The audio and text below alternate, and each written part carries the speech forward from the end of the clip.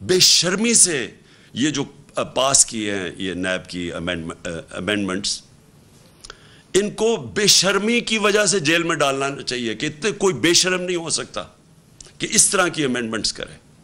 دیکھیں میں آپ کو سب کا ذرا بتاؤں کہ اس ملک سے کتنا مذاق بنایا گیا، ہماری قوم کی کتنی توہین ہوئی ہے. پہلے تو قانون ایک چیز کہتا ہے کہ آپ اور جو ہم سپریم کورٹ میں گئے اور انشاءاللہ ہمیں امید ہے کہ ہماری جو عدالتیں ہیں وہ اس کے اوپر پورا نوٹس لیں گی، کیونکہ اگر یہ چیزیں اس کی اجازت مل جاتی ہے، اگر سپریم کورٹ، کیونکہ اسمبلی میں تو ہمیں پتہ ہے کہ یہ سارے جو امپورٹڈ حکومت ہے یہ آئے اس مقصد کے لیے تھے.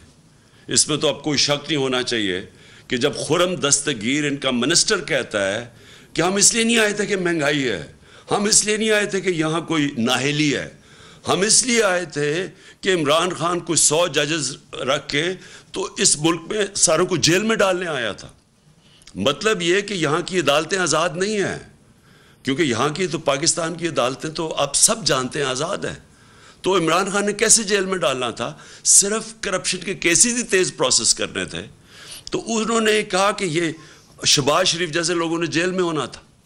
شہباز شریف نے جیل میں اس لیے نہیں ہونا تھا کہ عمران خان نے اس کو جیل میں ڈالنا تھا، اس نے اس لیے ہونا تھا کہ اس کے اور اس کے بچوں کے 24 ارب روپے کے کیسز ہیں، 8 ارب نیب میں، 16 ارب ایف آئی اے میں. اور اگر وہ بے قصور تھا تو اسے کس چیز کا ڈر ہے؟ پھر سے میں کہتا ہوں عدالتیں آزاد ہیں. تو سب سے پہلے یہ کوئی قانون نہیں بنا سکتا اس ملک میں جو پرسن سپیسیفک ہو، یعنی قانون ہوتا ہے اجتماعی.